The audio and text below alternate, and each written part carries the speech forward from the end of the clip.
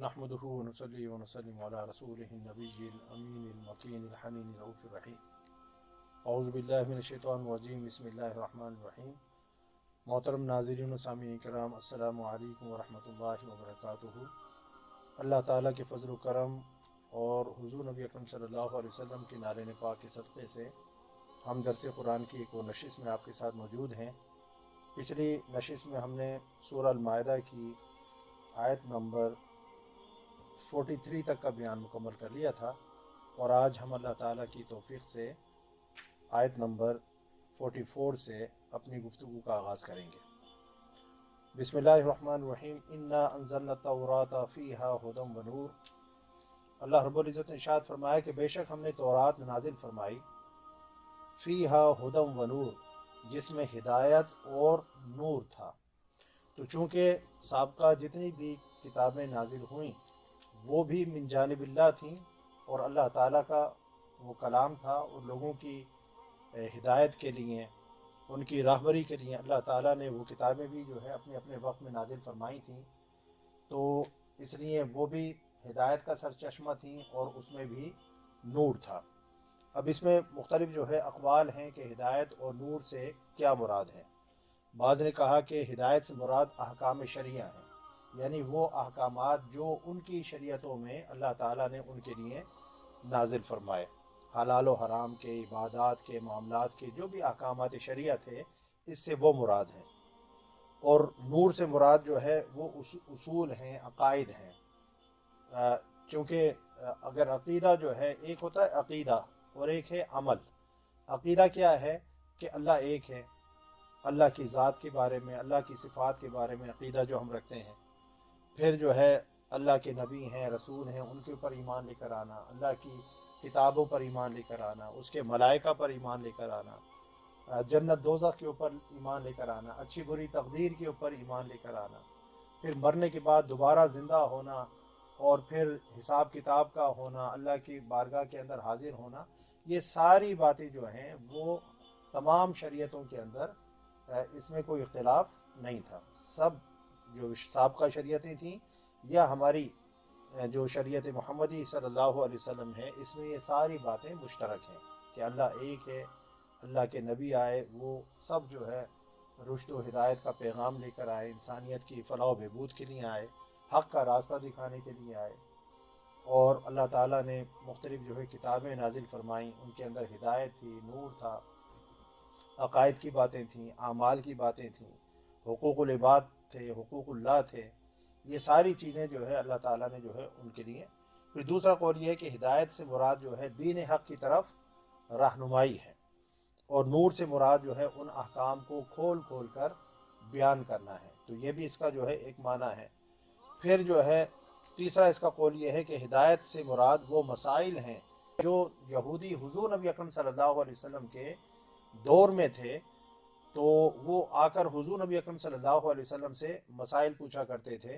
तो हिदायत से मुराद जो है वो मसाइल हैं जिसको वो नबी अकरम सल्लल्लाहु अलैहि वसल्लम से सवालात की सूरत में पूछते थे। और नूर से मुराद जो है उस बात का बयान करना है कि नबी अकरम सल्लल्लाहु अलैहि वसल्लम बरहक नबी हैं, अल्लाह के आखिरी और सच्चे नबी हैं। फिर इस आयत के अंदर जो है ये भी एक इशारा है और ये एक दलील है कि हमसे पहली जो शरीयतें हैं, देखें शरीयत मुकम्मल तौर पर मनसूख नहीं होती, यानी पिछली जो शरीयतें हैं वो मुकम्मल तौर पर मनसूख नहीं हुई। उनके जो यानी कि कुछ अहकामात हैं वो वैसे के वैसे ही हैं, कुछ अहकामात के अंदर तब्दीली आ गई, कुछ मुकम्मल तब्दील हो गए, कुछ जुज़वी तौर पर तब्दील हो गए, ठीक है ना। कुछ अल्लाह ताला ने हुज़ूर नबी अकरम सल्लल्लाहु अलैहि वसल्लम की शरीयत के अंदर और नई चीज़ें जो है अता फरमा दी।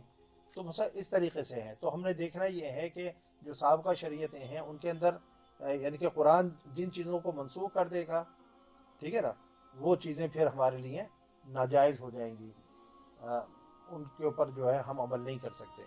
लेकिन जिस तरीके से हमने पीछे पढ़ा कि ज़ना की सज़ा जो है उनके यहाँ भी रजम थी और वहाँ पर भी क़िसास और दियत का कॉन्सेप्ट था। तो आज हमारी शरीयत के अंदर भी यानी कि ज़िना की जो सज़ा है वो रजम ही है अगर शादीशुदा हैं तो स्टोनिंग टिल डेथ है, और अगर गैर शादीशुदा हैं तो 100 कोड़े हैं, ठीक है ना। اسی طرح قصاص اور دیت کا معاملہ ہے. تو یہ ساری یعنی کہ یہ احکامات جو آج ہماری شریعت کے اندر ہیں وہ پہلے بھی اسی طریقے سے تھے. اور اللہ نے فرمایا کہ تورات اللہ نے نازل فرمائی اور اس میں بھی ہدایت تھی اور نور تھا. یحکم بہا النبیون الذین اسلموا للذین ہادوا والربانیون. اور اس کے مطابق جو انبیاء تھے، جو اللہ کے فرما بردار بندے تھے، وہ یہودیوں کو حکم دیتے رہتے تھے. یعنی کہ جو تورات اللہ نے نازل فرمائی تھی تو بنی اسرائیل کے جو علماء تھے وہ اس تورات کی روشنی میں جو بھی مسائل آتے تھے ان کا حل پیش کرتے تھے اور اس کے مطابق لوگوں کو مسئلے مسائل بتاتے تھے، ان کو فتویٰ دیتے تھے. جس طرح آج ہم اگر کوئی ہمارے پاس مسئلہ آئے گا، اب تو انبیاء نہیں ہیں تو علماء اور جو اللہ کے نیک بندے ہیں اب یہ ذمہ داری ان کی ہے. تو جو بھی اگر کوئی مسئلہ لے کر آتا ہے، کوئی فتویٰ پوچھتا ہے، تو ہم نے سب سے پہلے قرآن کو دیکھنا ہوتا ہے، احادیث رسول صلی اللہ علیہ وسلم کو دیکھنا ہوتا ہے. اس کی روشنی میں جو ہے وہ مسئلہ بیان کیا جاتا ہے، فتویٰ دیا جاتا ہے. تو اسی طریقے سے جو انبیاء سابقہ تھے وہ یعنی کہ اس تورات کے مطابق لوگوں کو مسئلے مسائل بیان کرتے تھے اور اللہ کے جو احکامات تھے وہ احکامات ان تک پہنچاتے تھے. اور پھر جو ہے فرمایا کہ والربانیون، اور ان کے جو اولیاء تھے. اولیاء جو جس طرح ہمارے ہاں اسلام کے اندر ہم اولیاء کرام کا ایک کانسیپٹ ہے اللہ کے نیک بندوں کا اور روحانی بندوں کا، یعنی کہ ہم نے جب ہم تذکرہ کرتے ہیں تو ان کو اولیاء کرام کہتے ہیں. ٹھیک ہے نا، اولیاء کرام یعنی اللہ کے دوست، اللہ کے محبوب. ٹھیک ہے نا. تو یہ جو ولایت کا کانسیپٹ ہے وہ بنی اسرائیل کے اندر بھی تھا، پہلے نبیوں میں بھی تھا. جس طرح حضرت سلیمان علیہ السلام کی یعنی کہ امت میں جو ان کا ایک یعنی کہ درباری تھا اور اس امت کا ایک ولی تھا آصف بن برقیہ، جس نے ملکہ بلقیس کا تخت جو ہے جو کوسوں دور رکھا ہوا تھا وہ پلک جھپکتے میں حضرت سلیمان علیہ السلام کے دربار میں لا کر رکھ دیا تھا. تو وہ بھی حضرت سلیمان علیہ السلام کی امت کا ایک ولی تھا. ٹھیک ہے نا. اسی طرح حضور نبی اکرم صلی اللہ علیہ وسلم کی امت میں اولیاء کرام ہیں، پھر ان کے درجات ہیں، ان کے مراتب ہیں. تو یہ جو کام تھا کہ تورات سے جو احکامات کو بیان کرنا، تورات سے مسائل کا استنباط کر کے لوگوں کو بتانا، یہ نبی بھی کرتے رہے، پھر جو اولیاء کرام تھے وہ کرتے رہے. والاحبار، اور احبار کہتے ہیں ان کے علماء کو. تو ربانیون یعنی جو اللہ والے، رب سے ربانیون ہیں، جو اللہ والے تھے، جو رب والے تھے یعنی اولیاء کرام تھے وہ بھی. والاحبار، اور جو ان کے علماء تھے وہ بھی اسی کے مطابق فیصلے کرتے رہے.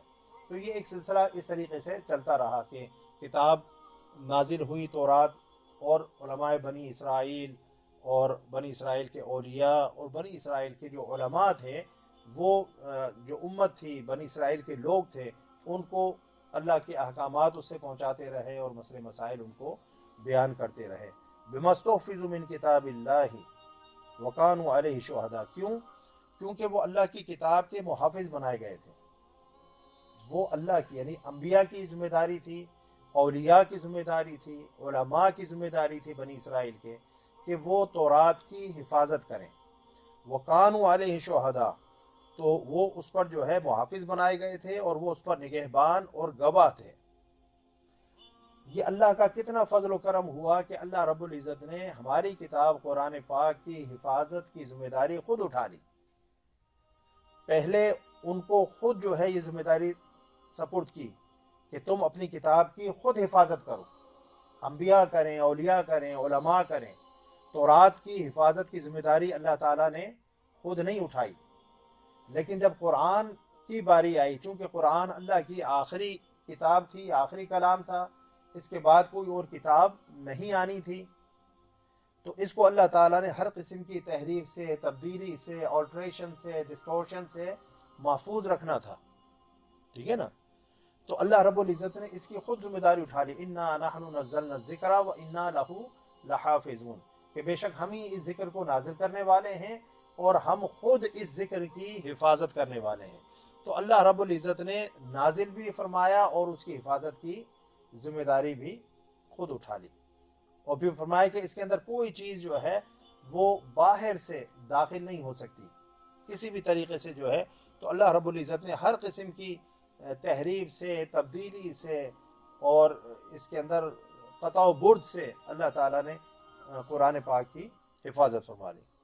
پھر اللہ فرماتا ہے فَلَا تَخْشَوُا النَّاسَ وَاخْشَوْنِي وَلَا تَشْتَرُوا بِآيَاتِي ثَمَنًا قَلِيلًا، بس تم لوگوں سے مت ڈرو اور صرف مجھ سے ڈرا کرو، کہ بھئی جب انفلوئنشل پیپل آپ کے پاس آئیں تو آپ ڈر کر جو ہے اور یہ سمجھ کر کہ کہیں نقصان یہ نہ پہنچا دیں، کہیں ہمارے وظائف بند نہ ہو جائیں، کہیں ہمارے جو چندے بند نہ ہو جائیں مدرسوں کے۔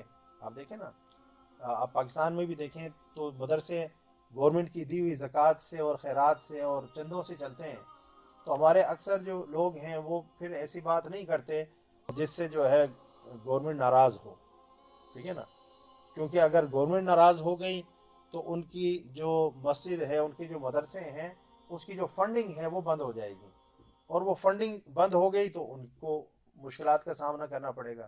اس لیے بعض اوقات جو ہے حق بات کہتے ہوئے ہچکچاتے ہیں، کترتے ہیں، نجی محفلوں میں تو وہ بات کرتے ہیں لیکن علل اعلان اوپنلی وہ بات نہیں کرتے، جو حق ہے، جو سچ ہے، جو کہنی چاہیے، جو کہنی بنتی ہے۔ کیوں؟ کیونکہ ڈر یہی ہے کہ ہمارے چندے نہ بند ہو جائیں، وظیفے نہ بند ہو جائیں، اور پھر پیچھے انٹینشن یہ ہوتی ہے کہ بچے جو ہے ہزاروں بچے پڑھ رہے ہیں، تو ڈیفینیٹلی اگر حکومت نے وظیفے بند کر دیے تو وہ بچے جو بورڈنگ میں ہیں، مدرسوں کے جو ہے ہاسٹلز میں رہ رہے ہیں، ان کا کیا بنے گا؟ وہ 3 وقت کھانا ان کو کہاں سے دیا جائے گا؟ ان کی رہائش، پانی، بجلی، گیس، بہت سارے جو اساتذہ ہوتے ہیں ان کی تنخواہیں ہوتی ہیں، وہ کہاں سے پوری کی جائیں گی؟ تو دباؤ میں آ جاتے ہیں، پریشر میں آ جاتے ہیں، اور پھر جو ہے وہ مجبور اور لاچار ہو کر وہ بات نہیں کہہ پاتے جو حق ہوتی ہے، جو سچ ہوتی ہے، اور جو علماء کا شیوا ہونا چاہیے کہ وہ ایسی بات کو کہیں۔ پھر اللہ رب العزت اس لیے فرمائے کہ لوگوں سے مت ڈرو، مجھ سے ڈرو، ولا تشتروا بآیاتی ثمنا قلیلا، اور میری آیات یعنی میرے احکام کے بدلے میں حقیر قیمت نہ لیا کرو۔ دنیا کی حقیر قیمت، دنیا کی جتنی بھی آپ بڑی قیمت لے لیں وہ حقیر ہی ہوگی، کیونکہ اللہ رب العزت نے دنیا کو حقیر کہا۔ قل متاع الدنیا قلیل، اللہ نے فرمایا کہہ دیں اے محبوب صلی اللہ علیہ وسلم، آپ فرما دیں کہ دنیا کی جو متاع ہے وہ ہے ہی قلیل، تو آپ لاکھوں بھی لے لیں، کروڑوں لے لیں، اربوں لے لیں، پوری دنیا لے لیں، تب بھی وہ پوری دنیا کو اللہ جب قلیل فرما رہا ہے تو اس میں سے آپ کو کتنا حصہ ملے گا؟ دیکھیں نا، اس میں سے کتنا وہ دے دیں گے؟ لاکھوں ہی دیں گے نا، کروڑوں دیں گے۔ تو اللہ تو پوری دنیا کو قلیل کہہ رہا ہے کہ دنیا کی ساری متاع بھی اگر مل جائیں تو وہ آخرت کے مقابلے میں قلیل ہیں، حقیر ہیں، ہیچ ہیں، اس کا کوئی جو ہے یعنی کہ موازنہ نہیں ہے، کمپیریزن نہیں ہے۔ تو اس میں سے بھی تمہیں ایک بہت چھوٹا پورشن مل رہا ہے، تو اس کی کیا حیثیت ہے؟ تو اللہ تعالیٰ پھر فرما رہا ہے کہ میری آیات کو، میرے احکام کو دنیا کی حقیر قیمت کے بدلے نہ لیا کرو۔ ایک مورل اسٹینڈنگ ہونی چاہیے، تمہارے اخلاق کا ایک معیار ہونا چاہیے، تمہارے کردار کا ایک معیار ہونا چاہیے۔ جب دین، شریعت، اللہ کے احکامات کی عزت کی بات آئے، اس کے دین کے وقار کی بات آئے، تو بے شک جو بھی نقصان ہوتا ہے اور بے شک جو بھی جو ہے خسارہ آپ کو برداشت کرنا پڑے، آپ برداشت کرنے کے لیے تیار ہوں، لیکن حق کے لیے ہمیشہ جو ہے جرت اور بہادری کے ساتھ کھڑا ہونا سیکھنا چاہیے۔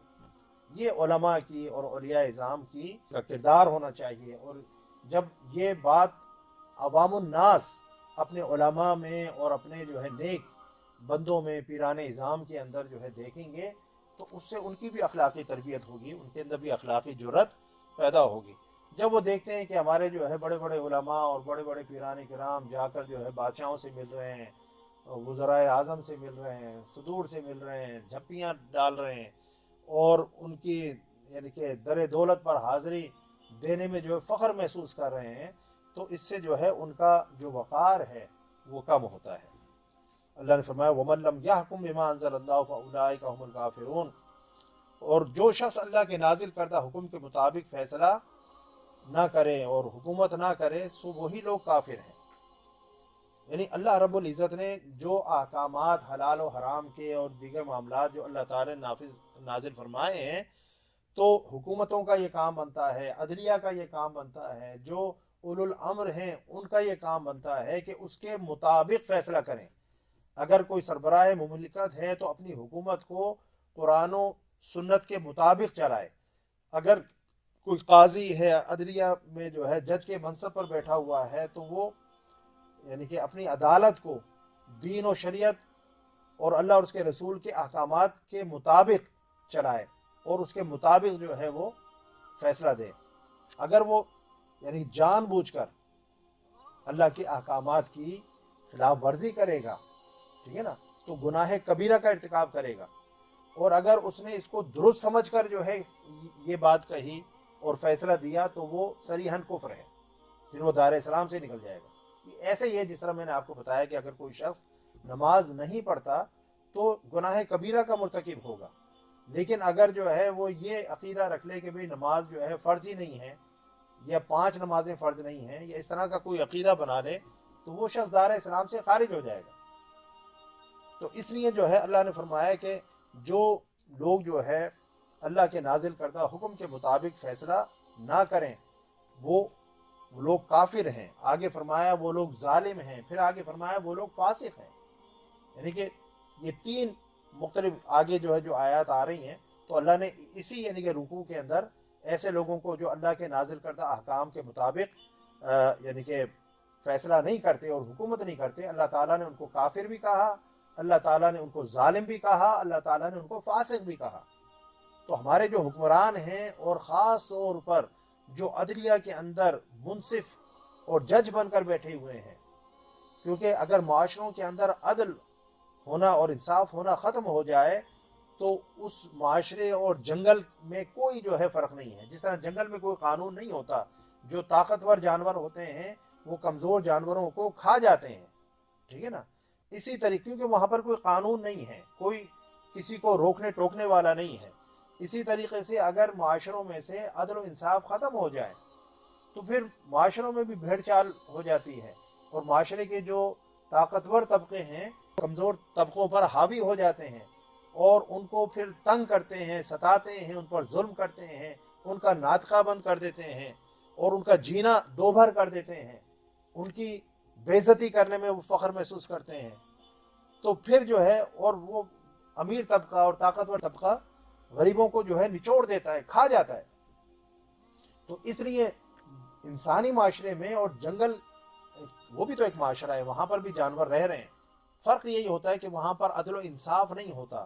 اگر کسی جانور پر ظلم ہو جائے تو وہ کسی عدالت کے اندر نہیں جا سکتا کہ دیکھیں جی فلاں جو ہے شیر نے میری جو ہے اولاد کو کھا لیا ہے یا یہ نقصان پہنچا دیا ہے، اس کو زخمی کر دیا ہے. لیکن اگر انسانوں کی سوسائٹی کے اندر کوئی قتل ہو جائے، کوئی زخمی ہو جائے، کسی کی عزت لوٹ لی جائے، کسی کے گھر پر یا زمین پر قبضہ کر لیا جائے، there are so many things.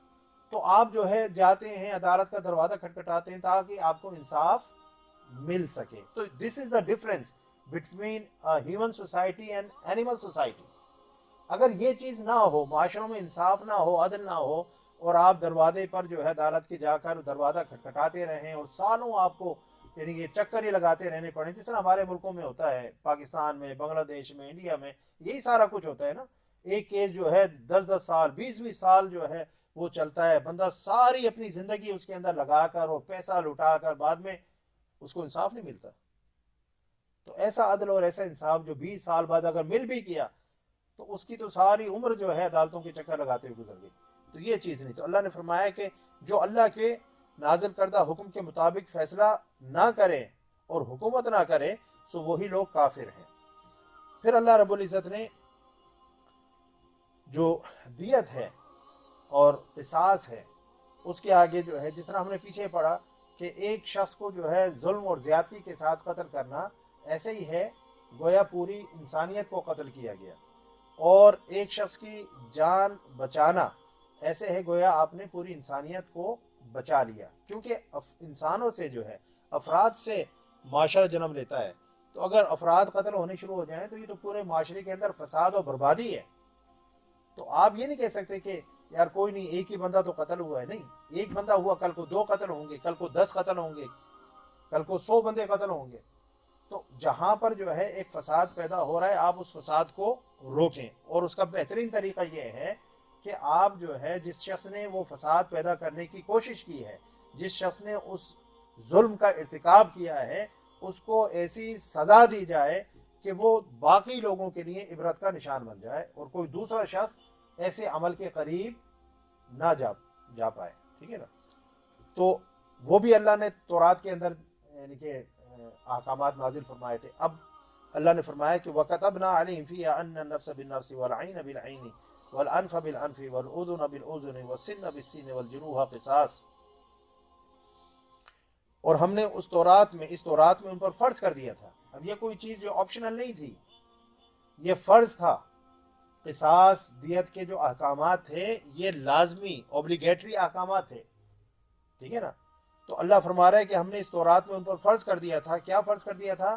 کہ جان کے بدلے جان، آنکھ کے عوض آنکھ، اور ناک کے بدلے ناک، کان کے عوض کان، اور دانت کے بدلے دانت، اور زخموں میں بھی بدلہ ہے. تو یہ تو ایک اللہ تعالیٰ نے ایک جنرل جو لا ہے وہ بیان کر دیا کہ اگر کوئی شخص کسی کی جان لے گا تو اس کے یعنی کہ قصاص میں اس کی جان لی جائے گی. اگر کوئی کسی کی آنکھ جو ہے یعنی کہ ضائع کرتا ہے تو اس کی آنکھ یعنی لی جائے گی. ناک کے بدلے میں ناک، کان کے بدلے میں کان، دانتوں کے بدلے میں دانت. جس طرح کا زخم لگایا اسی طرح کا زخم اس کو لگایا جائے گا. تو یہ تو ایسے. لیکن پھر اللہ رب العزت نے، کیونکہ اللہ تعالیٰ معافی کو پسند کرتا ہے، ٹھیک ہے نا. اچھا، یہاں پر یہ کہ حضور نبی اکرم صلی اللہ علیہ وسلم نے، کیونکہ یہ عمومی حکم ہے، اب اس کا انکار نہیں آیا، تو یہ بھی شریعت اسلامی کے اندر جس طرح تورات کے اندر یہ حکم تھا، اسی طریقے سے حضور نبی اکرم صلی اللہ علیہ وسلم کی شریعت میں بھی یہ حکم برقرار ہے کہ آنکھ کے بدلے آنکھ، جان کے بدلے جان، کان کے بدلے. یہ جس طرح تورات میں تھا، بنی اسرائیل کے لیے تھا، بعین ہی اسی طرح سے یہ حکم شریعت اسلامی کے اندر، شریعت محمدی کے اندر بھی موجود ہے. اس میں عموم ہے. اب اس میں دیکھیں، اس میں مسلمان اور کافر کی بھی تفریق نہیں ہے. قرآن کی جو آیت ہے وہ ایبسلیوٹ ہے، مطلق ہے. اس میں جو ہے جنرل ہے، اس میں عموم ہے. ٹھیک ہے نا. کہ چاہے وہ شخص جو ہے مثالی طور پر اگر کسی مسلمان نے کافر کو مار دیا تو کیا بدلے میں مسلمان کو مارا جائے گا یا نہیں؟ تو جواب یہ ہے کہ اگر وہ مسلمان معاہد ہے، یعنی ایسا وہ کافر معاہد ہے، ایسا کافر ہے جس کے ساتھ معاہدہ ہوا ہے، ٹھیک ہے نا، کانٹریکٹ ہوا ہے، یا وہ شخص جو ہے اسلامی ریاست کے اندر رہتا ہے کافر اسلامی ریاست کے اندر رہتا ہے. اب پاکستان جیسے اسلامی ریاست ہے، وہاں پر اگر کوئی مسلمان اٹھ کر کسی کافر کو، چاہے وہ عیسائی ہے جو بھی ہو، اس کو اگر وہ قتل کر دے تو اس صورت کے اندر قصاص میں مسلمان کو جو ہے اس کی جان لی جائے گی. ہاں، اگر وہ کافر حربی ہے، یعنی وہ اس ملک سے تعلق رکھتا ہے جس کے ساتھ جو ہے جنگ ہو رہی ہے اسلامی ملک کی، ٹھیک ہے نا، تو ایسی صورت میں اگر کسی مسلمان نے حربی کافر کو مار دیا تو اس کے بدلے میں مسلمان کی جان نہیں لی جائے گی. حضور نبی اکرم صلی اللہ علیہ وسلم کے دور میں ایک مسلمان تھا، اس نے یہودی کو مار دیا، تو آپ صلی اللہ علیہ وسلم نے قصاص لیا اور یہودی کی جان کے بدلے میں آپ صلی اللہ علیہ وسلم نے مسلمان کو سزا دی، اور اس کو سزا دی گئی، قصاص میں اس کی بھی جان لی گئی. تو کہنے کا مقصد یہ ہے کہ کوئی بھی ہو، مسلمان ہو کافر ہو، اگر وہ اسلامی ریاست کے اندر رہ رہا ہے تو اگر کسی مسلمان نے کافر کو قتل کر دیا یا کافر نے مسلمان کو قتل کر دیا تو دونوں کو قصاص میں قتل کیا جائے گا، اور باقی بھی معاملات ایسے ہیں.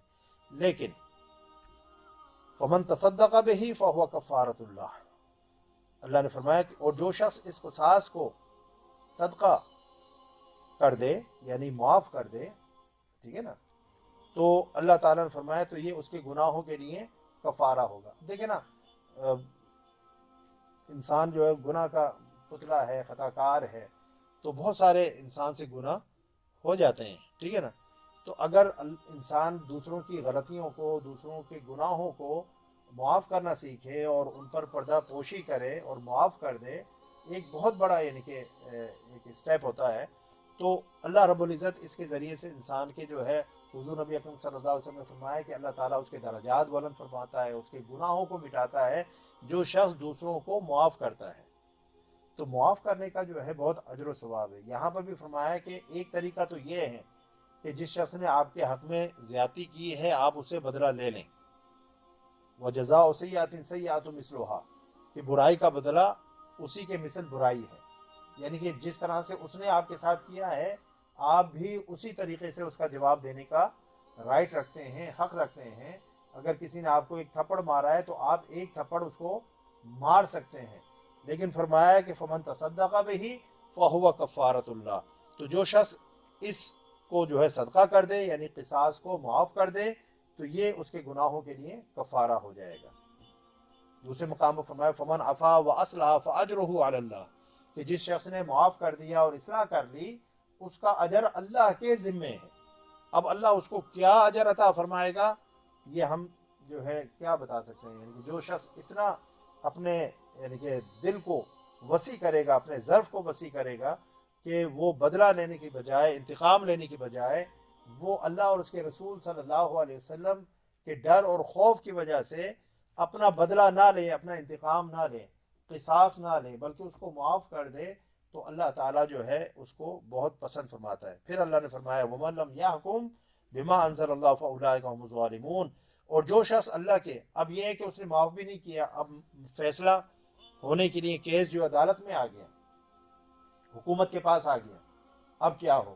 تو اب پھر اگر وہ شخص اپنا حق لینا چاہتا ہے، اپنا حق لینا چاہتا ہے، تو پھر عدالتیں یا حکومتیں اس شخص کو اس کا حق دلوائیں، اور جو اللہ تعالیٰ نے قرآن میں اس کی سزا بطور حد یا بطور تعزیر جو ہے، اگر کسی سزا کے لیے، کسی جرم کے لیے حد نہ ہو تو پھر تعزیر ہوتی ہے، یعنی یہ جج کی ثوابدید پر ہوتا ہے کہ وہ اس کرائم کی سیریسنس کو دیکھتے ہوئے جو سزا چاہے وہ اس کو دے سکتا ہے۔ حد تو یہ ہے نا کہ اللہ تعالیٰ نے اس جرم کی یہ سزا مقرر کر دی، فکس کر دی کہ یہ جرم کرو گے تو اس کی سزا یہ ہوگی، لیکن حدود تو چند اشیاء کے اندر ہیں، تو باقی جو جرائم ہوتے ہیں اس کے اندر یعنی تعزیر ہوتی ہے۔ تعزیر کیا ہے کہ جب عدالت میں جج کے سامنے کوئی کیس آتا ہے تو پھر وہ کیس کی نوعیت کو دیکھ کر، اس کی سیریسنس کو دیکھ کر، انٹینسٹی کو دیکھ کر پھر جج فیصلہ کرتا ہے، اور وہ اپنے حساب سے، اپنے سمجھ کے مطابق جو ہے کوئی سزا تجویز کرتا ہے، مقرر کرتا ہے، اس کو تعزیر بولتے ہیں، ٹھیک ہے نا، دونوں میں فرق ہے۔ تو فرمایا کہ جو اللہ کے نازل کردہ حکم کے مطابق حکومت نہ کرے، فیصلہ نہ کرے، سو وہی لوگ ظالم ہیں۔ پھر اللہ رب العزت نے، اب یہ تو ہو گیا نا بنی اسرائیل کا، اب بنی اسرائیل کے اندر ہی اللہ رب العزت نے حضرت عیسیٰ علیہ السلام کو مبعوث فرمایا۔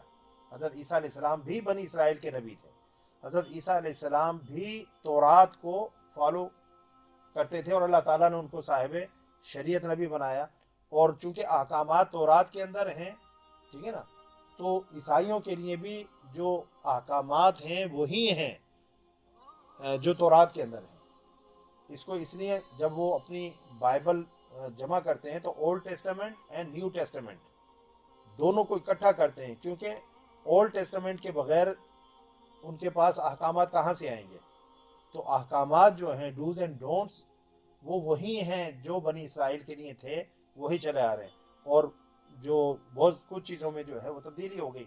تو اب اللہ رب العزت حضرت عیسیٰ علیہ السلام کے بارے میں ارشاد فرما رہے ہیں کہ وَقَفَّيْنَا عَلَىٰ آثَارِهِمْ بِعِیسَىٰ ابْنِ مَرْیَمَ مُصَدِّقًا لِمَا بَیْنَ یَدَیْہِ مِنَ التَّوْرَاةِ، اور ہم نے ان پیغمبروں کے پیچھے، یعنی جو بنی اسرائیل کے پیغمبر تھے، ان کے پیچھے انہی کے نقوش قدم پر عیسیٰ ابن مریم کو بھیجا۔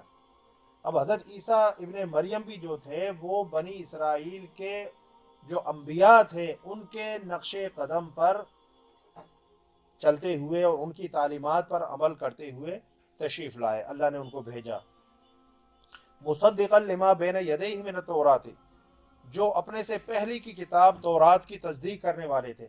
تو حضرت عیسیٰ علیہ السلام آئے تو آپ نے بھی تورات کے احکامات کی آپ نے تصدیق فرمائی، اس کے علاوہ اللہ رب العزت نے ان کو انجیل عطا فرمائی، وآتینا الانجیل، کہ اللہ رب العزت نے ہم نے ان کو انجیل عطا کی، فیہ ہدی و نور، جس میں ہدایت اور نور تھا۔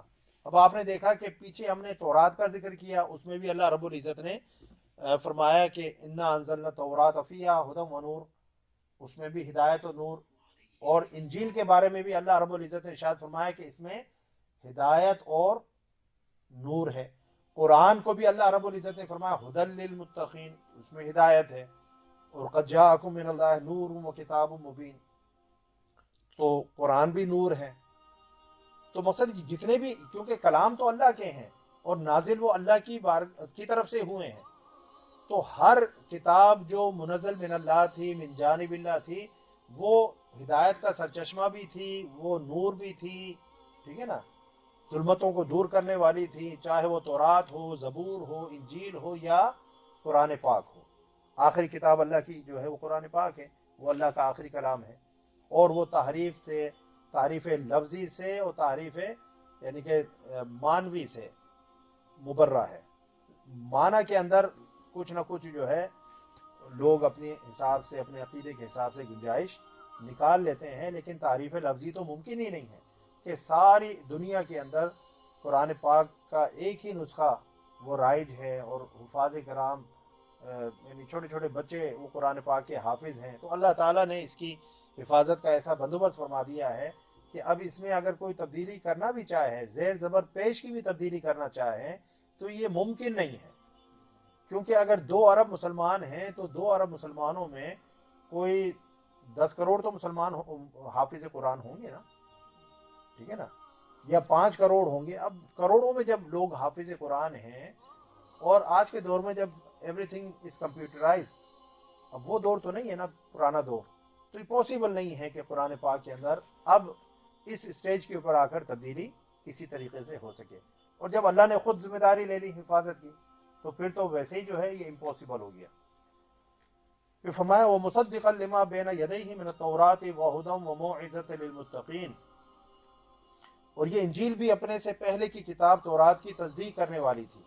تصدیق کن چیزوں کی؟ یعنی جو احکامات اللہ تعالیٰ نے تورات میں نازل فرمائے تھے، تو انجیل بھی اور حضرت عیسیٰ علیہ السلام بھی ان احکامات کی تصدیق کرنے والے تھے کہ یہ احکامات جو ہے یہ منزل من اللہ ہے اور سراسر ہدایت، وموعظۃ للمتقین، اور پرہیزگاروں کے لیے نصیحت تھی.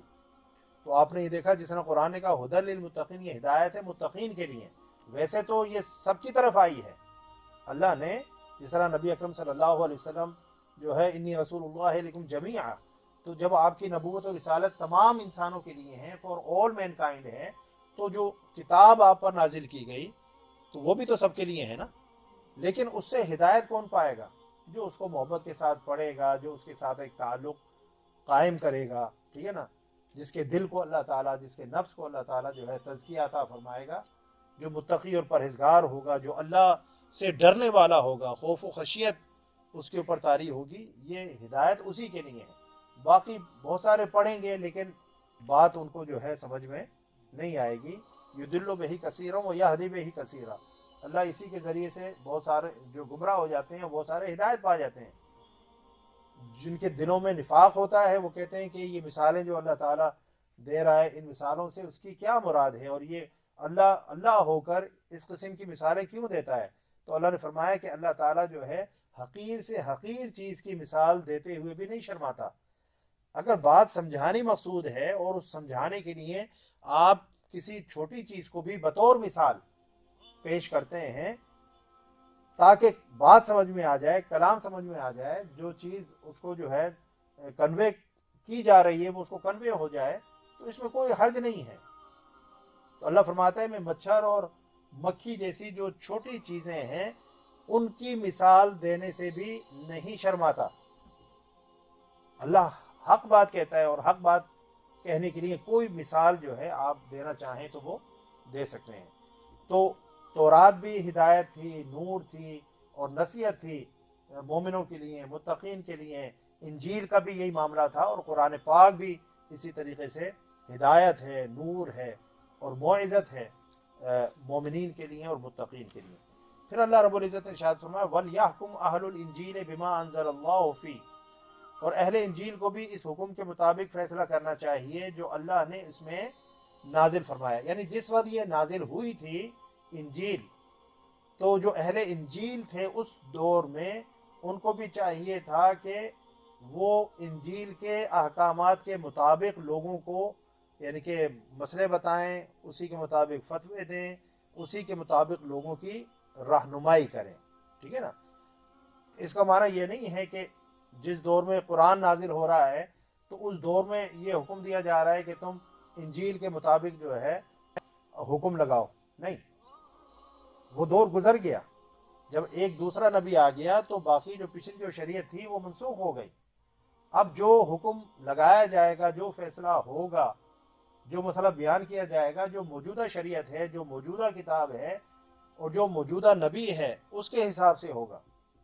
پھر اللہ رب العزت نے ارشاد فرمایا وَمَن لَّمْ يَحْكُم بِمَا أَنزَلَ اللَّهُ فَأُولَٰئِكَ هُمُ الْفَاسِقُونَ، اور جو شخص اللہ کے نازل کردہ حکم کے مطابق فیصلہ نہ کرے، حکومت نہ کرے، سو وہی لوگ فاسق ہیں۔ تو آپ نے دیکھا کہ 3 جگہوں پر اللہ تعالیٰ نے ان لوگوں کے بارے میں، ان اشخاص کے بارے میں جو اللہ کے نازل کردہ احکامات کے مطابق فیصلہ نہیں کرتے، چاہے وہ انفرادی لوگ ہوں، عدلیہ کے ججز ہوں، حکومت ہو، ٹھیک ہے نا، کوئی بھی ہو، یا ایون جو ہے کوئی سربراہ خاندان ہے، اپنے ہیڈ آف دا فیملی ہے، اس کے پاس بھی بہت سارے معاملات فیصلے کے لیے آتے ہیں، ٹھیک ہے نا، کوئی پنچایت کا سربراہ ہے، کوئی اپنی برادری کا سربراہ ہے، یعنی کسی بھی اعتبار سے اگر اس کی کوئی پوزیشن ایسی ہے کہ وہ لوگوں کے درمیان حکم بنایا جاتا ہے، اس کو فیصلے کے لیے جو ہے لوگ اس کی طرف رجوع کرتے ہیں، ہوتے ہیں نا، فیملیز کے اندر بھی ہوتے ہیں، کسی یعنی بزرگ کو، کسی بڑے کو آگے کیا جاتا ہے کہ جی آپ فیصلہ کریں،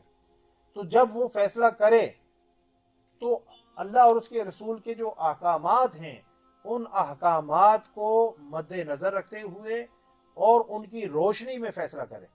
اس وقت جو ہے وہ اپنے نفس کی پرستش نہ کرے، ٹھیک ہے نا، اپنے نفع نقصان کو نہ دیکھے، اور یعنی کہ ہیرا پھیری نہ کرے کہ اگر ہو سکتا ہے کسی ایک پارٹی کی طرف سے اس کو کوئی آفر ہو جائے، کچھ پیشکش ہو جائے، وہ جو اللہ نے فرمایا کہ حقیر دام کے بدلے جو ہے میری آیتوں کو مت بیچو، تو بعض اوقات ایسا ہوتا ہے کہ انفلوئنس کیا جاتا ہے کسی ایک طرف سے کہ یار آپ کو حاکم بنایا گیا ہے، فیصلہ کرنے کی ذمہ داری آپ کے سپورٹ کی گئی ہے، تو آپ تھوڑی ہماری جو ہے وہ طرفداری کر دیں۔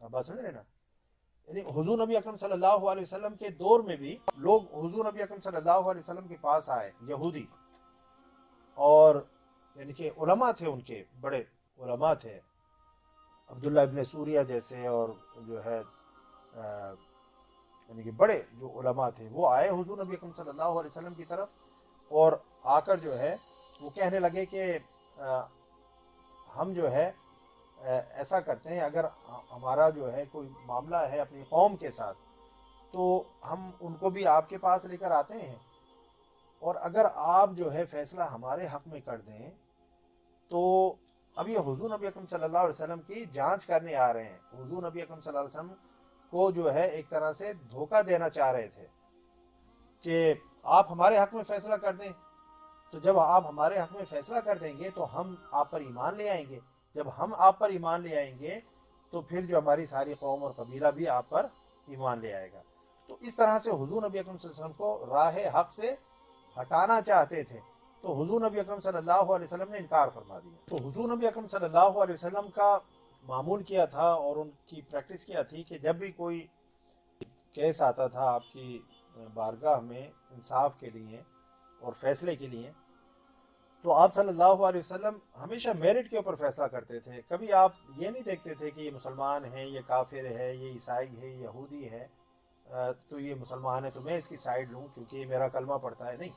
حضور نبی اکرم صلی اللہ علیہ وسلم نے ہمیشہ اگر مسلمان قصور پر ہے، غلطی پر ہے، اس کی مسٹیک ہے، اس نے جرم کیا ہے، تو آپ صلی اللہ علیہ وسلم آپ بالکل جو ہے اس کو وہ سزا دیتے تھے، اور جو بھی یہودی ہو، عیسائی ہو، اس کو انصاف مہیا کرتے تھے۔ اسی لیے آپ کا ایک جو ہے یہ معیار تھا اور ایک اعتماد تھا یہودیوں اور عیسائیوں کا اور سب کا کہ کچھ بھی ہو جائے محمد کی بارگاہ میں اگر صلی اللہ علیہ وسلم کوئی معاملہ ہم لے کر جائیں تو وہاں سے انصاف ہی ملے گا، عدل ہی ملے گا۔ اس لیے یہودی بھی آپ کے پاس آتے تھے، عیسائی بھی آپ کے پاس آتے تھے، منافقین بھی آتے تھے، سب آتے تھے۔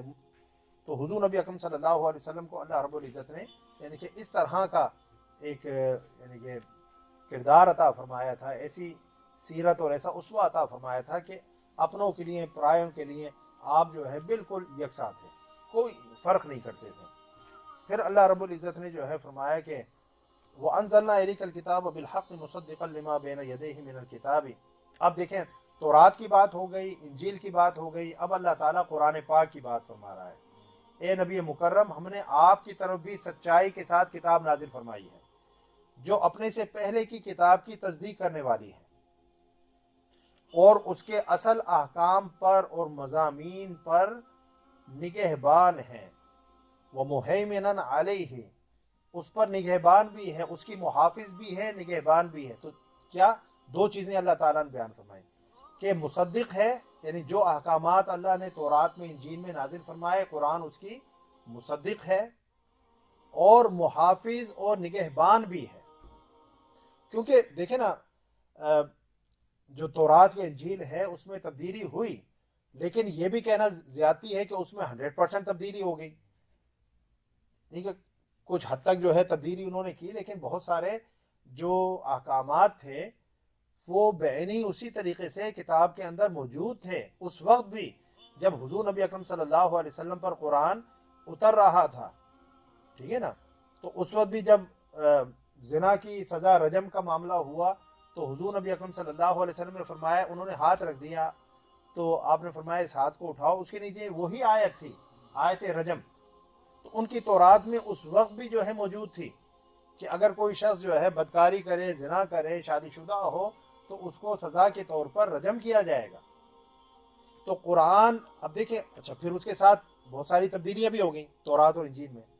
اب اگر اس دور کی یا آج کے دور کی تورات اور انجیل کو یعنی کہ یہ کہہ کر پیش کیا جائے کہ یہ اللہ کی کتاب ہے، اللہ کا کلام ہے، تو اس کے اندر چونکہ بہت ساری ایسی چیزیں شامل ہو گئی ہیں جو انسانوں نے اپنے ہاتھوں سے، وَوَيْلٌ لِّلَّذِينَ يَكْتُبُونَ الْكِتَابَ بِأَيْدِيهِمْ ثُمَّ يَقُولُونَ هَٰذَا مِنْ عِندِ اللَّهِ لِيَشْتَرُوا بِهِ ثَمَنًا قَلِيلًا، کہ برائی ہو، ہلاکت ہو ان لوگوں کے لیے، یکتبون بِأَيْدِيهِمْ، جو اپنے ہاتھوں سے لکھتے ہیں، ثُمَّ يَقُولُونَ، پھر وہ کہتے ہیں هَٰذَا مِنْ عِندِ اللَّهِ، کہ یہ اللہ کی طرف سے، لِيَشْتَرُوا بِهِ ثَمَنًا قَلِيلًا، تاکہ ان کو اس کے عوض میں چند پیسے مل جائیں، چند ٹکے مل جائیں۔ تو کہنے کا مقصد یہ ہے کہ آج کے دور میں اگر تورات کو، انجیل کو، اول تو یہ اپنی اصل زبان کے اندر جو عبرانی تھی اس کے اندر بھی موجود نہیں ہے، ٹھیک ہے نا، جو اوریجنل ان کی زبان تھی ان کتابوں کی۔ اب چونکہ اس میں انسانی جو ہے بہت ساری چیزیں داخل ہو گئی ہیں، اس کو اگر اس طور پر جو ہے پیش کیا جائے کہ اللہ کی کتاب ہے تو اس کے اندر یعنی کہ بہت سارے آبجیکشنز ہو سکتے ہیں، بہت سارے اس کے اوپر اعتراضات ہو سکتے ہیں، انگلیاں اٹھائی جا سکتی ہیں۔ اب یہ کہ یہ کتابیں بھی اللہ کی بارگاہ سے آئیں، منزل من اللہ تھیں، من جانب اللہ تھیں، اس بات کو قرآن نے کنفرم کیا ہے۔ قرآن نے ان کی یعنی کہ گارنٹی دی ہے کہ یہ کتابیں تھیں اصلاً اللہ کی بارگاہ سے، یہ بھی اللہ کا کلام ہے، تورات بھی اللہ کا کلام ہے، زبور بھی اللہ کا کلام ہے، انجیل بھی جو ہے اللہ کا کلام ہے، اوریجنلی they were from اللہ سبحانہ و تعالی، ٹھیک ہے نا۔ اور اس کے جو احکامات یعنی کہ تحریف سے بچ گئے، قرآن ان کی تصدیق کرنے والی ہے۔ تو جن جن چیزوں کی قرآن نے تصدیق کر دی، ٹھیک ہے نا، سمجھ رہے ہیں کہ وہ یعنی کہ احکامات وہی ہیں جو حضرت موسیٰ علیہ السلام پر اللہ نے نازل فرمائے یا حضرت عیسیٰ علیہ السلام پر اللہ نے نازل فرمائے، وہ اوریجنل ہیں جن کی تصدیق قرآن نے کر دی۔ جس طرح سے جو ہے آج بھی میں نے بتایا زنا کی سزا جو رجم، وہ بھی، اور قصاص کے حوالے سے بھی جو ہم نے معاملات پڑھے وہ بھی تورات میں، انجیل میں اسی طریقے سے ہیں۔ اب بس سنیں، پھر اللہ نے فرمایا فَاحْكُم بَيْنَهُم بِمَا أَنزَلَ اللَّهُ، پس آپ ان کے درمیان ان احکام کے مطابق فیصلہ فرمائیں جو اللہ نے نازل فرمائے ہیں۔ اب آپ دیکھیں اللہ تعالیٰ یہ نہیں فرما رہا کہ آپ ان کے فیصلے ان کی کتاب کے مطابق فرمائیں یا عیسائیوں کے فیصلے ان کی کتاب کے مطابق نازل فرمائیں، نہیں۔ جب کوئی نبی جو ہے صاحب شریعت، نبی اور رسول جو ہے موجود ہو تو اس کے لیے لازم ہے کہ جو کتاب اللہ اس کو عطا فرما رہا ہے، جو دین شریعت اللہ نے اس کو عطا فرمایا ہے، وہ اس کے حساب سے فیصلے کرے، ٹھیک ہے نا۔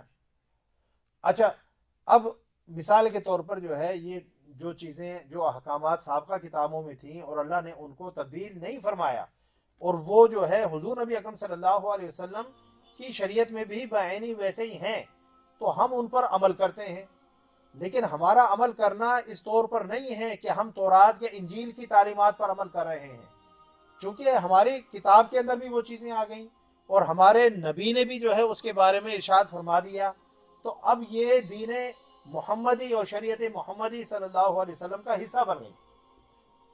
تو ہمارا ان چیزوں پر، ان احکامات پر جو تورات اور انجیل میں ہیں، عمل کرنا اس طور پر نہیں ہے کہ ہم تورات یا انجیل پر عمل کر رہے ہیں، بلکہ ہم قرآن اور حدیث پر عمل کر رہے ہیں، حضور نبی اکرم صلی اللہ علیہ وسلم کی شریعت پر عمل کر رہے ہیں، ٹھیک ہے نا۔ اور ایمان میں تو ہمارے یہ ہے کہ سارے نبی جو ہے برحق تھے اور اللہ کی طرف سے آئے تھے، اور ساری کتاب جو اصلاً اللہ کی بارگاہ سے نازل ہوئی تھیں، وہ کتابیں جو ہے وہ اللہ کی طرف سے تھیں، وہ اللہ کا کلام تھا، ہم اس کے اوپر ایمان رکھتے ہیں۔ لیکن جو موجودہ تورات اور انجیل ہے اور اس کے اندر جو بہت ساری تحریفات ہو گئی ہیں، تو ان کو ماننا تو ہمارے لیے لازم نہیں ہے، ٹھیک ہے نا۔ اب جو چیز ہماری دین، شریعت اور قرآن کی تعلیمات سے کنٹراڈکٹ ہوگی، اور تورات میں ہوگی، زبور میں ہوگی، کنٹراڈکٹ ہوگی، ہم اس کو نہیں مانیں گے، ہم اس کو نہیں لیں گے۔ تو اللہ نے فرمایا کہ فَاحْكُم بَيْنَهُم بِمَا أَنزَلَ اللَّهُ، بس آپ ان کے درمیان ان احکام کے مطابق فیصلہ فرمائیں جو اللہ نے نازل فرمائے ہیں۔ وَلَا تَتَّبِعْ أَهْوَاءَهُمْ عَمَّا جَاءَكَ مِنَ الْحَقِّ، اور آپ ان کی خواہشات کی پیروی نہ کریں اس حق سے دور ہو کر جو آپ کے پاس آ چکا ہے۔ تو چونکہ وہ یہودی آئے تھے اور چاہتے تھے کہ آپ ان کے حساب سے جو فیصلہ کر دیں، ان کے حق میں فیصلہ کر دیں، اس طریقے سے وہ آپ کو حق سے، چونکہ دیکھیں نا، ایک ظلم اور زیادتی کا ساتھ دینا تو یہ حق نہیں ہے نا۔ حق تو یہ ہے کہ آپ انصاف کریں، عدل کریں۔ اگر حضور نبی اکرم صلی اللہ علیہ وسلم، جو کہ ممکن نہیں تھا، ان کی بات مان لیتے کہ اچھا ٹھیک ہے، یعنی ان کی پیشکش کیا تھی کہ آپ ہمارے حق میں فیصلہ دے دیں، تو ہم چونکہ بڑے بڑے علماء ہیں، جید علماء ہیں، معتبر علماء ہیں، لوگ ہماری پیروی کرتے ہیں، ہماری بات مانتے ہیں، تو جب وہ ہمیں دیکھیں گے کہ ہم ایمان لے آئے ہیں آپ پر، تو وہ بھی آپ پر ایمان لے آئیں گے۔ تو یہ ان کا پلان تھا، لاتے وہ پھر بھی نہیں، لیکن وہ یعنی کہ دیکھنا چاہتے تھے، کیونکہ ایک نبی اور رسول جو ہے، اگر وہ اللہ کا سچا نبی اور رسول ہے تو وہ کبھی بھی حق سے روگردانی نہیں کرے گا، کبھی بھی وہ حق کے خلاف نہیں جائے گا، چاہے اس میں اس کا جتنا بھی فائدہ ہو۔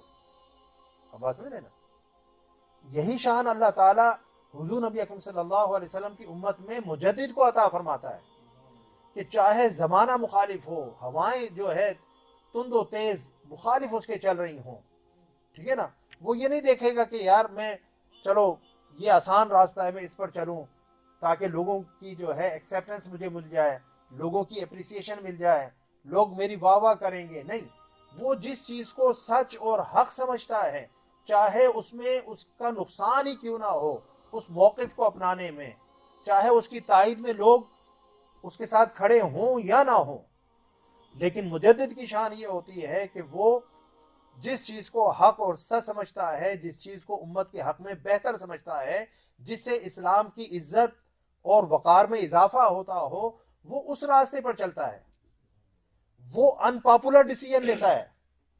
بعض اوقات پاپولر ڈیسیژن لینے میں اس کا فائدہ ہوتا ہے، جس طرح شیخ الاسلام کو آپ دیکھتے ہیں، ہمارے استاد شیخ الاسلام ڈاکٹر طاہر القادری صاحب، بعض اوقات وہ جو ہے یعنی فلاں کا جنازہ ہے، اس کے اندر شریک ہو گئے، یہ ہو گئے، دنیا پیچھے لگ گئی، واہواہی مل گئی، سارا کچھ ہو گیا، لیکن قبلہ شیخ الاسلام ہمیشہ جو ہے وہ اسٹیپ لیتے ہیں، وہ اسٹینڈ لیتے ہیں، چاہے وہ پاپولر ہے یا نہیں، جو حق ہے، جو سچ ہے، جس میں بعض اوقات ان کو سننی بھی پڑتی ہیں، بہت سے لوگ جو ہے لان تان بھی کرتے ہیں، لیکن اللہ کا جو بندہ ہوتا ہے، وَلَا يَخَافُونَ لَوْمَةَ لَائِمٍ، جو اللہ کا بندہ ہوتا ہے، وہ ملامت کرنے والوں کی ملامت سے ڈرتا نہیں ہے کہ لوگ کیا کہیں گے، لوگ تانے دیں گے، لوگ جناب باتیں کریں گے، ٹھیک ہے نا، مذمت کریں گے، ساتھ چھوڑ جائیں گے، یہ باتیں اس کے یعنی کہ راستے کی رکاوٹ نہیں بنتی، اس کے پاؤں میں زنجیر نہیں بنتی۔ وہ تند و تیز ہواؤں، یعنی کہ بہتر تو یہ ہوتا ہے نا، اگر تیز ہوا چل رہی ہے تو آپ مخالف سمت میں جائیں، تاکہ آپ بغیر کسی جو ہے مزاحمت کے آپ تیز تیز چلتے چلے جائیں گے، ٹھیک ہے نا۔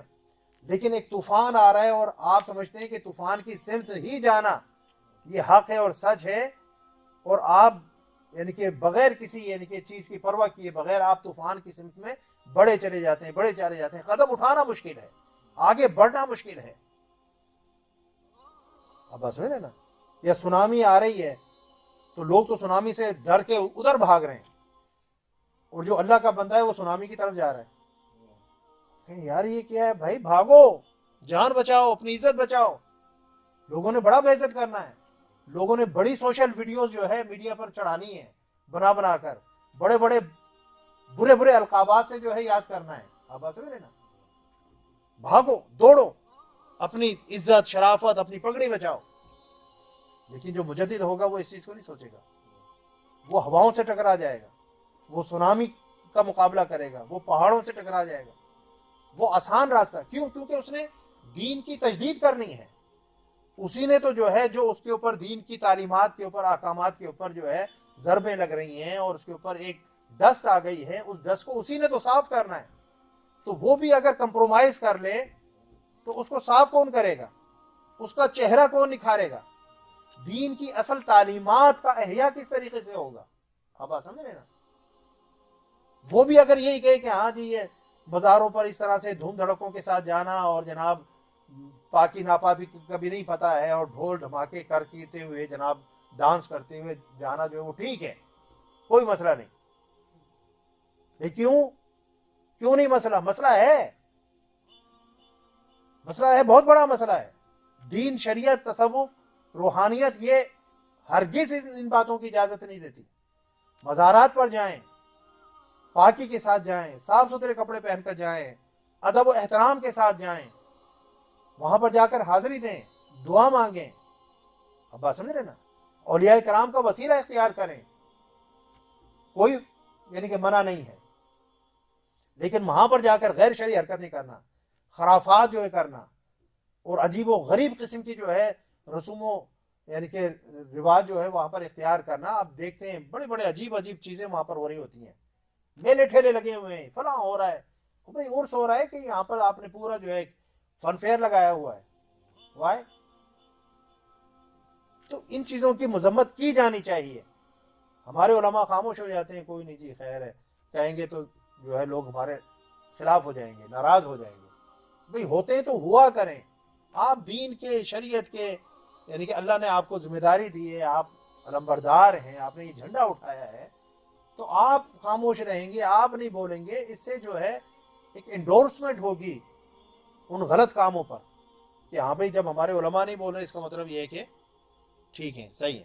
اب بات سمجھ رہے نا؟ ایسا نہیں ہونا چاہیے. پھر اللہ رب العزت نے فرمایا لِكُلٍّ جَعَلْنَا مِنْكُمْ شِرْعَةً وَمِنْهَاجًا، ہم نے تم میں سے ہر ایک کے لیے الگ شریعت اور کشادہ راہ عمل بنائی ہے.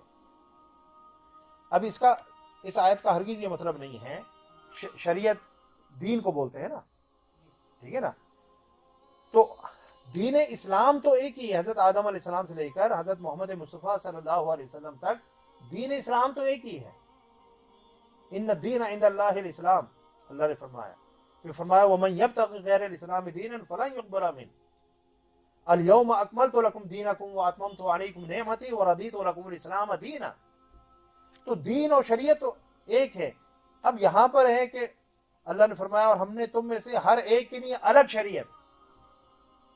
تو بات یہ ہے کہ کچھ نہ کچھ تو مختلف ہی تھا نا، کیونکہ ہر شریعت اس دور کے مطابق، اس دور کے انسانوں کے احوال کے مطابق جو ہے اللہ تعالیٰ نے کچھ چیزیں تو ایسی تھی نا جو ان چینجبل تھیں.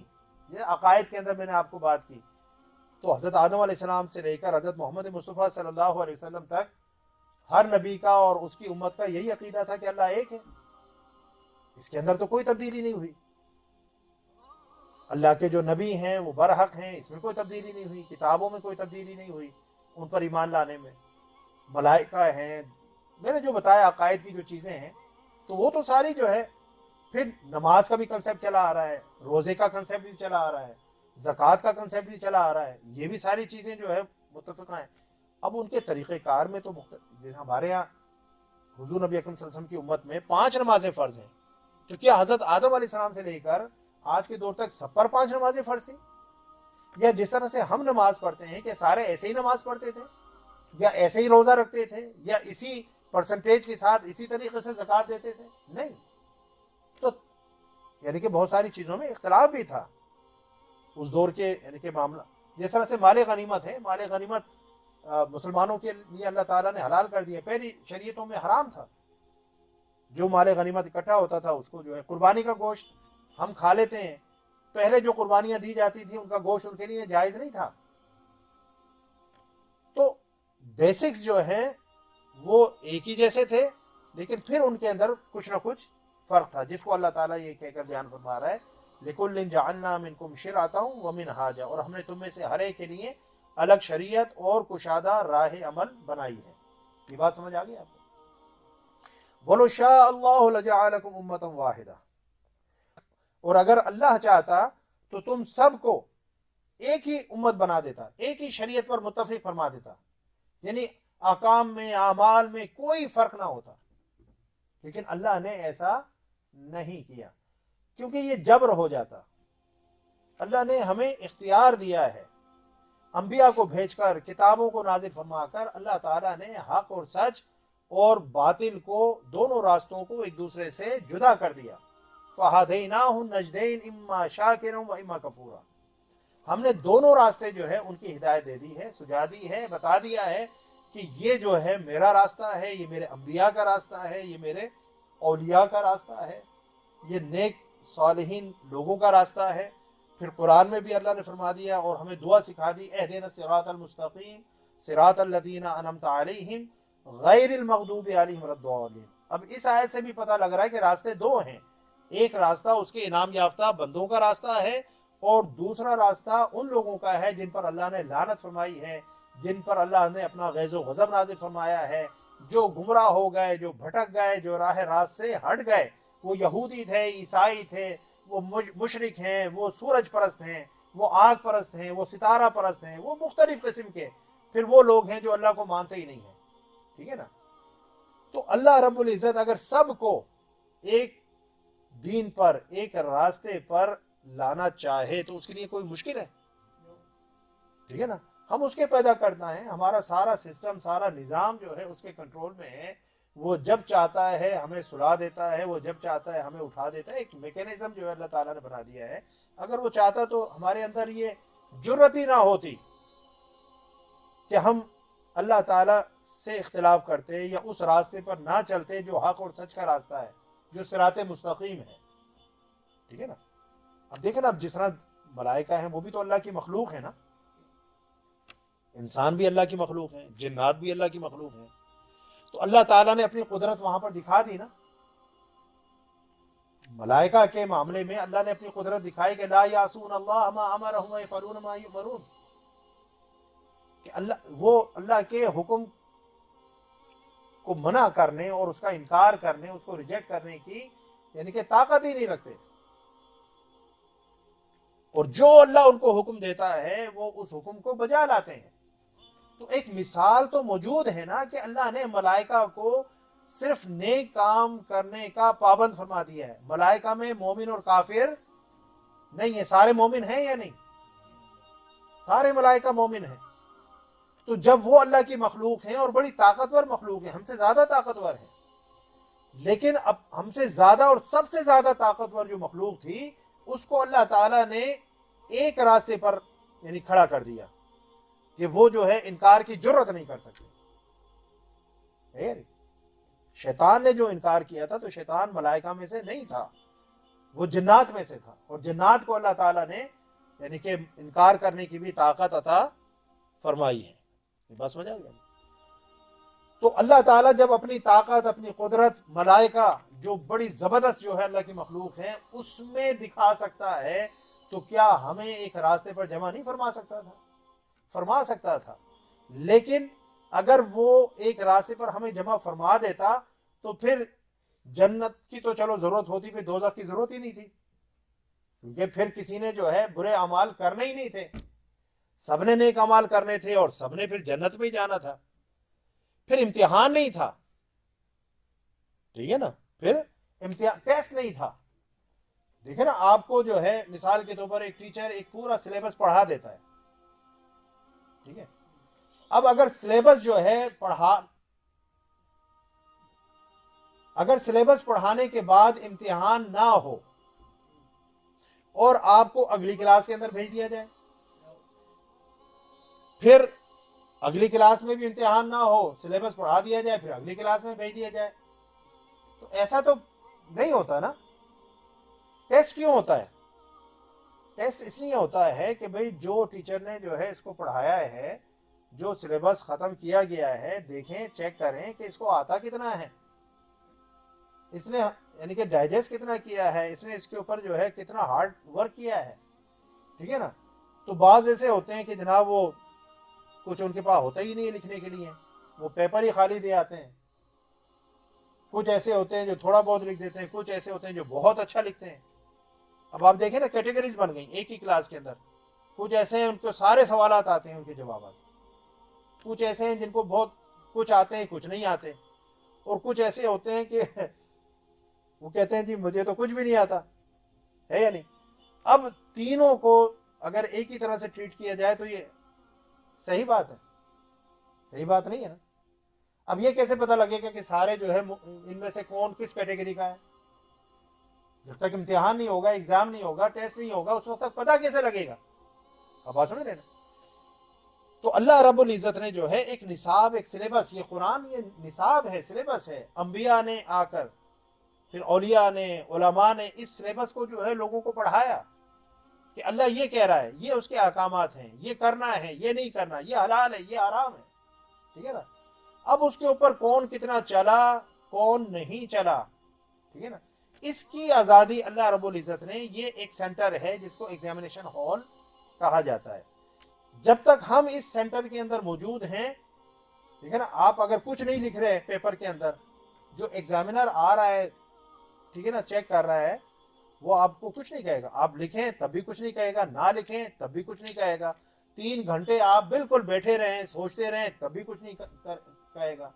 آپ پورا پیپر خالی اس کو پکڑا دیں، وہ یہ نہیں کہے گا کہ بھئی آپ نے لکھا کیوں نہیں۔ آپ نے سارا پیپر بھر دیا، وہ یہ نہیں کہے گا یار آپ نے ماشاءاللہ بہت اچھا لکھا، کچھ نہیں۔ اب فیصلہ کب ہوگا؟ فیصلہ تو بعد میں ہوگا۔ جس نے لکھا ہے پھر اس کے حساب سے اس کو گریڈز ملیں گے، اور جس نے نہیں لکھا اسی حساب سے اس کو جو فیل کیا جائے گا۔ تو ہم دنیا میں جو آئے ہیں، دنیا میں جو ہمیں بھیجا گیا ہے، یہاں پر یہ سوالات ہیں جو ہمیں بتا دیے گئے ہیں کہ قبر کے اندر ہوگا من ربو کا، ما دینو کا، ما کنت تقول فی حق ھذا الرجل، یہ سارے سوالات ہمیں بتا دیے گئے ہیں کہ بھی ان کے بارے میں پوچھا جائے گا۔ پھر قیامت کے اندر اللہ تعالیٰ ان چیزوں کے بارے میں سب چیزوں کا بتا دیا ہے۔ یہاں پر فریڈم ہے، یہاں پر جو چاہیں ہم کرتے رہیں، جب وہاں پر جائیں گے تو وہاں پر پھر حساب کتاب ہوگا، پوچھا جائے گا۔ تو جس نے کچھ لکھا ہوگا، جس نے کچھ کیا ہوگا دین و شریعت کے مطابق، وہ پاس ہو جائے گا۔ جو پاس ہو جائے گا اس کو جنت میں بھیج دیا جائے گا، اور جس نے کیا ہی کچھ نہیں ہوگا، پیپر خالی جو ہے دنیا کے اندر دیا ہوگا۔ عمل کی بھی ایک کتاب ہے نا، کتاب عمل کے اندر یہ جو ہے کرامن کاتبین یکتبون ما، کہ جو ہم کرتے ہیں وہ اس کو لکھتے ہیں۔ تو اگر ہماری نیک اعمال کی جو کتاب ہے اس میں لکھا ہوا ہی کچھ نہیں ہے، ہم نے کیا ہی کچھ نہیں ہے، اس میں لکھا ہوا ہی کچھ نہیں ہے، اور دوسری جو کتاب ہے وہ بھری پڑی ہے سیاہ کرتوتوں سے، تو پھر کیا ہوگا؟ وہ رکھی جائیں گی۔ اگر نیک اعمال کا پلڑا جو بھاری ہو گیا جنت میں بھیج دیا جائے گا، برے اعمال کا پلڑا بھاری ہو گیا جہنم میں بھیج دیا جائے گا۔ یہ ہے سمپل۔ تو اس لیے اللہ نے فرمایا کہ وَلَوْ اللَّهُ لَجَعَلَكُمْ أُمَّةً وَاحِدَةً وَلَٰكِن لِيَبْلُوَكُمْ فِي مَا آتَاكُمْ، اور اگر اللہ چاہتا تو تم سب کو ایک شریعت پر متفق ایک ہی امت بنا دیتا، لیکن وہ تمہیں ان الگ الگ احکام میں آزمانا چاہتا ہے، ٹھیک ہے نا۔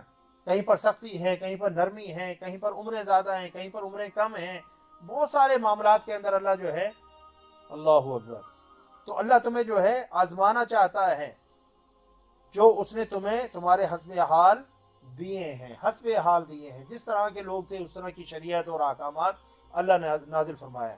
فاستبقوا الخیرات، اللہ فرماتا ہے سو تم نیکیوں میں جلدی کرو، نیکیوں میں جلدی کرو، کیونکہ ان نیکیوں کی وجہ سے ہی حشر کے اندر تمہارا قد کاٹ جو ہے وہ بلند ہونا ہے، اور تمہیں اعلیٰ مقامات اور اعلیٰ درجات ملنے ہیں۔ تو فاستبقوا الخیرات، نیکیوں میں ایک دوسرے سے جو ہے سبقت لے جانے کی اور ایک دوسرے سے آگے نکلنے کی کوشش کیا کرو۔ ہم کن کاموں میں آگے بڑھنے کی کوشش کرتے ہیں؟ جی فلاں نے جو ہے میرے گاؤں میں یہ مکان بنایا ہے، اتنا اونچا جناب کوٹھا بنایا ہے، تو میں بھی اونچا کوٹھا جو چاڑنا ہے۔ اس نے فلاں گاڑی لی ہے تو اب میں نے بھی جناب اس کے یعنی کہ ٹکر کی گاڑی لینی ہے۔ اس نے یہ کام کیا ہے، اس نے اپنے بچی کی شادی جو ہے فلاں ہال میں کی ہے اور کھانوں میں جو اتنے کھانے دیے ہیں، تو میں نے بھی جناب اس سے بڑھ کر جو شادی کرنی ہے۔ ہمارے مقابلے جو ہے ان چیزوں کے اندر، دنیاوی معاملات کے اندر مقابلے ہیں۔ اور اللہ تعالیٰ کیا فرما رہا ہے؟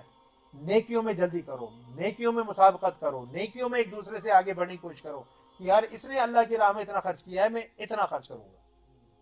جس طرح حضرت عمر فاروق رضی اللہ تعالیٰ عنہ یہ سوچ کر کہ یعنی کہ آج میں ابو بکر کو اپنے سے آگے نہیں جانے دوں گا، انہوں نے اپنے گھر کا سارا مال جمع کیا، آدھا گھر والوں کے لیے چھوڑا، آدھا لے کر حضور نبی اکرم صلی اللہ علیہ وسلم کی بارگاہ میں حاضر ہو گئے، ٹھیک ہے نا۔ اور حضور نبی اکرم صلی اللہ علیہ وسلم نے پوچھا کہ ما ابقیت لأہلک، اے عمر تو نے اپنے گھر والوں کے لیے کیا چھوڑا ہے؟ تو آپ نے فرمایا کہ حضور میں نے آدھا مال اپنے گھر والوں کے لیے چھوڑ دیا ہے، آدھا آپ کی خدمت میں لے آیا ہوں۔ ادھر سے حضرت ابو بکر صدیق رضی اللہ تعالیٰ عنہ جو تشریف لے آئے اور آپ اپنے گھر کا سارا سامان اٹھا کر لے آئے اور حضور کی بارگاہ میں حضور کی خدمت میں پیش کر دیا۔ آپ صلی اللہ علیہ وسلم نے حضرت ابو بکر صدیق رضی اللہ تعالیٰ عنہ سے بھی وہی سوال کیا، ما ابقیت لأہلک یا ابا بکر، اے ابو بکر تو نے اپنے گھر والوں کے لیے کیا چھوڑا ہے؟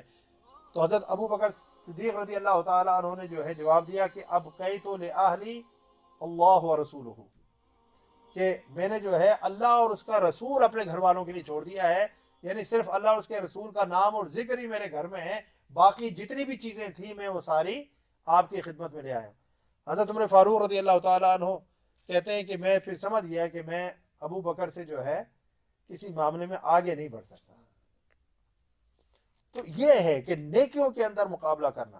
پھر اللہ نے فرمایا الی اللہ مرجعکم جمیعا فینبئکم بما کنتم تعملون، اللہ ہی کی طرف تم سب کو پلٹنا ہے، پھر وہ تمہیں ان سب باتوں میں حق اور باطل سے آگاہ فرما دے گا۔ جب تم اللہ کی طرف پلٹ کر جاؤ گے تو کیا حق تھا، کیا سچ تھا، تم کس راستے پر چل رہے تھے اور کس راستے پر تمہیں چلنا چاہیے تھا، ٹھیک ہے نا، وہ ساری باتیں جو ہے اللہ تعالیٰ اس سے آگاہ فرما دے گا، اور ان چیزوں میں فَيُنَبِّئُكُم بِمَا كُنتُم فِيهِ تَخْتَلِفُونَ، اور پھر وہ تمہیں ان سب باتوں میں حق و باطل سے آگاہ فرما دے گا جن میں تم اختلاف کرتے رہتے تھے۔ اس دن جو ہے اس لیے حضور نبی اکرم صلی اللہ علیہ وسلم جن کو اس وقت یہودی اور عیسائی نہیں مانتے تھے، ٹھیک ہے نا، تو حضور نبی اکرم صلی اللہ علیہ وسلم کی شان اللہ تعالیٰ اس وقت ظاہر فرمائے گا جب ساری امتیں اپنے اپنے نبیوں کے ساتھ میدان حشر کے اندر جمع ہوں گی۔ اس وقت اللہ رب العزت اپنے محبوب صلی اللہ علیہ وسلم کو شان و مقام محمود جو ہے وہ عطا فرمائے گا، عسیٰ ان یبعثک ربک مقاما محمودا، اور پھر سب دیکھیں گے کہ محمد صلی اللہ علیہ وسلم کی اللہ کی بارگاہ میں کیا شان ہے، کیا مقام ہے، کیا رفعت اور بلندی ہے۔ تو یہ انشاءاللہ جو ہے پھر اللہ نے فرمایا وَعَلَيْكُمْ بَيْنَهُم بِمَا أَنزَلَ اللَّهُ وَلَا تَتَّبِعْ أَهْوَاءَهُمْ وَاحْذَرْهُمْ أَن يَفْتِنُوكَ عَن بَعْدِ مَا أَنزَلَ اللَّهُ إِلَيْكَ، اور اے حبیب صلی اللہ علیہ وسلم ہم نے یہ حکم کیا ہے کہ آپ ان کے درمیان اس فرمان کے مطابق فیصلہ فرمائیں جو اللہ نے نازل فرمایا ہے، جس طرح پیچھے نازل ہوا، اور ان کی خواہشات کی پیروی نہ کریں اور آپ ان سے بچتے رہیں، کیونکہ ایسے لوگوں سے جو فتنہ پرور ہوں، جو فساد پھیلانا چاہیں، جن کی انٹینشنز جو ہے وہ اچھی نہ ہوں، ان کے ساتھ بیٹھنے میں خیر نہیں ہوتی، ان سے بچنا ہی چاہیے۔ فَإِن تَوَلَّوْا فَاعْلَمْ أَنَّمَا يُرِيدُ اللَّهُ أَن يُصِيبَهُم بِبَعْضِ ذُنُوبِهِمْ وَإِنَّ كَثِيرًا مِنَ النَّاسِ لَفَاسِقُونَ۔ اللہ نے فرمایا کہ اور ان کی خواہشات کی پیروی نہ کریں اور آپ ان سے بچتے رہیں، کہیں وہ آپ کو ان بعض احکام سے جو اللہ نے آپ کی طرف نازل فرمائے ہیں پھیر نہ دیں۔ یہ میں پیچھے بتا چکا ہوں اس کا شان نزول کہ وہ جو آئے تھے یہودی آئے تھے، تو آپ کو پھیر نہ دیں ان احکام سے۔ پھر اگر وہ آپ کے فیصلے سے روگردانی کریں، یعنی آپ کے فیصلے کو نہ مانیں، تو آپ جان لیں کہ بس اللہ ان کے بعض گناہوں کے باعث انہیں سزا دینا چاہتا ہے۔ ان یصیبہم ببعض ذنوبہم انما یرید اللہ ان یصیبہم ببعض ذنوبہم، کہ اللہ تعالیٰ ان کو ان کے بعض گناہوں کے باعث سزا دینا چاہتا ہے۔ تو اس کی صورتیں مختلف جو ہے اللہ نے جزیہ کی صورت کہ وہ یعنی کہ تاوان اور جزیہ اور گورنمنٹ کو جو ہے پیسے دے کر یعنی کہ رہنے پر مجبور ہو گئے. پھر جو بنو قریظہ تھے ان کے نوجوانوں کو قتل کر دیا گیا, ان کے بچوں کو اریسٹ کر لیا گیا. جو بنو نذیر تھے ان کو جلا وطن کر دیا گیا, ایکسپیل کر دیا گیا مدینہ پاک سے. تو بنو قینقاع جو تھے انہوں نے مسلمانوں کے ساتھ جنگ لڑی تھی, ان کو بھی شکست ہو گئی. یہ سارے جو یہودی قبائل ہیں ان کو اللہ نے جو ہے مختلف قسم کی ذلت اور رسوائی اور عذاب سے دو چار فرمایا. اس کا اللہ تعالیٰ جو ذکر فرما رہا ہے وَإِنَّ كَثِيرًا مِنَ النَّاسِ لَفَاسِقُونَ, اور لوگوں میں سے اکثر نافرمان ہوتے ہیں. أَفَحُكْمَ الْجَاهِلِيَّةِ يَبْغُونَ, کیا یہ لوگ زمانے جاہلیت کا قانون چاہتے ہیں؟ اللہ نے فرمایا وَمَنْ أَحْسَنُ مِنَ اللَّهِ حُكْمًا لِقَوْمٍ يُوقِنُونَ, اور یقین رکھنے والی قوم کے لیے حکم دینے میں اللہ سے بہتر کون ہو سکتا ہے. تو اللہ سے بہتر کون جو ہے ہمارے لیے احکامات نازل فرما سکتا ہے, اللہ سے زیادہ کون ہماری بہتری چاہتا ہے. تو اللہ تعالیٰ ہمیں مشکل میں نہیں ڈالنا چاہتا, اللہ تعالیٰ ہمارے لیے آسانیاں پیدا فرمانا چاہتا ہے. اللہ تعالیٰ ہمیں ذلیل نہیں کرنا چاہتا, اللہ ہمیں عزت دینا چاہتا ہے. لیکن اس کے لیے کچھ شرائط ہیں, اس کے لیے ان شرائط کے اوپر عمل کرنا ضروری ہے. اگر ہم اللہ کے راستے پر چلیں, اللہ اور اس کے رسول کے احکامات کے تابع ہو جائیں اور نیکیوں میں ایک دوسرے سے سبقت لے جانے والے بن جائیں, تو پھر اللہ تعالیٰ جو ہے اپنے ان بندوں پر اپنی نظر کرم فرماتا ہے, ان کو عزت اور وقار عطا فرماتا ہے, ان کے درجات کو بلند فرماتا ہے, ان کو اپنا جو ہے محبوب بناتا ہے.